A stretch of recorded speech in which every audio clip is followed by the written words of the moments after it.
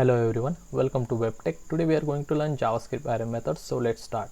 First of all, we will see few simple methods which can be handy for simple operations. Suppose you are having an array of numbers like this and you want to remove an element from the beginning of the array. Then JavaScript provides shift method to remove an element from the beginning of the array.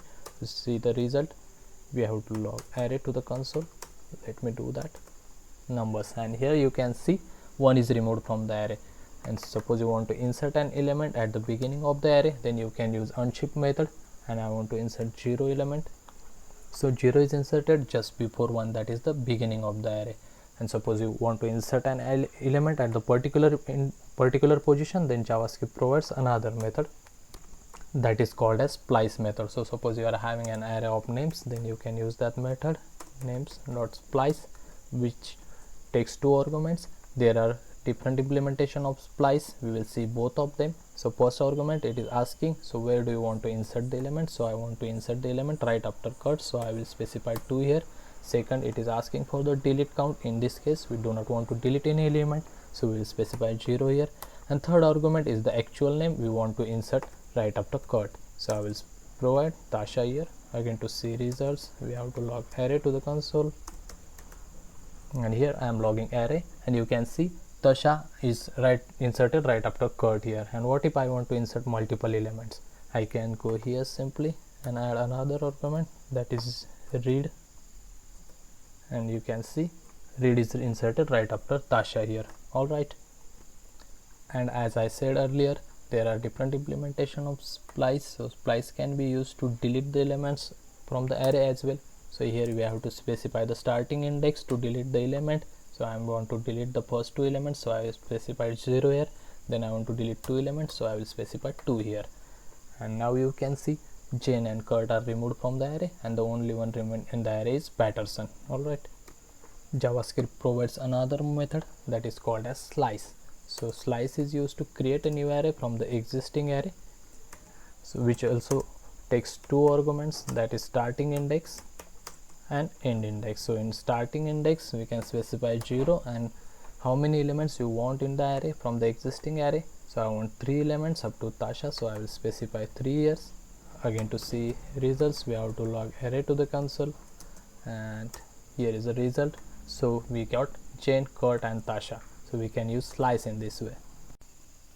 Okay, so don't worry about the source code, I will drop a link in the description box. So next important method is map. Suppose you are having an array of movies like this, and each object contains 3 properties: title, ratings and earnings. Alright, and you want to create a new array that only consists of movie names for some purpose. Alright, then in that case you can use map method. Alright, and how you can create a new arrays using map method? So what map method basically does, it accepts a function as an argument. So we will pass an arrow function to it as an argument, and it takes 1 parameter. So it is an object from the existing array. So what we want to do, we want to create an array which will consist of only movie names. So here is movie, and you can see the IntelliSense is showing all the properties. So we want to return movie title. To see the results, we have to log the movie names array to the console, and here I am logging movie names array to the console. And here you are going to see we are having array of all the movie names. You can use any property, that is ratings. You will be seeing ratings here. You can use earnings, so you can see earnings here. Map is very useful, and best thing is it do not affect original array. The next method is find, which is used to find an element based on particular condition. So suppose I want to find a movie based on its title, where title is equal to 7. So I can specify here condition where title is equal to 7, and after saving the changes, you can see the result is logged onto the screen, that is title is 7, ratings and so on. There is another method provided by JavaScript, that is filter, which is used to filter the array based on a particular condition. Suppose I want to get the array of elements having ratings greater than 8. So let me specify the condition here. Alright, and after saving the changes, you can see the array of 3 elements, and for all the elements rating is greater than 8. So we can use filter in this way. There is another method provided by JavaScript which is called as sum. This method returns boolean value. So it checks all the elements, and if for any of the element, if this condition satisfies, then it returns true. and it return false only if none of the element matches this condition. So 3 movies are having ratings greater than 8, so it will return true. So you can see true on the console. Suppose I specified 10 here, no movie is having rating greater than 10, so it will print false here. There is another method which works same like sum, but only difference is it checks this condition for every element in the array. So I have to specify 8 here, it will print false because not all the elements are having rating greater than 8. That's the basic difference between sum and every. The next method is slightly different, which is used to iterate to the array. So let me show the implementation. So for each is the method which is used to iterate through the array.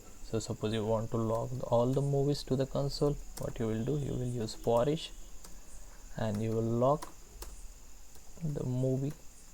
So for each iterates through all the elements in the array and we will be able to see all the movies in the console. So here you will be able to see all the movies are logged on the console.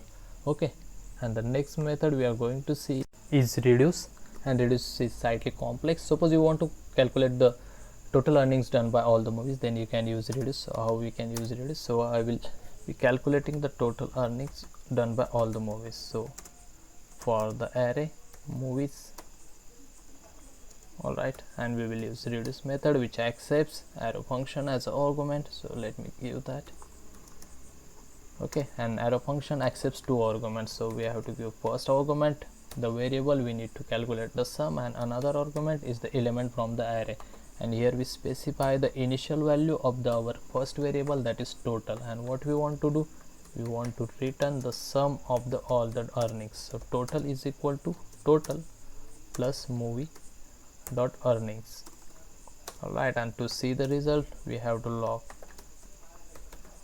total earning to the console. So we will be logging earnings to the console, and here we got 3800.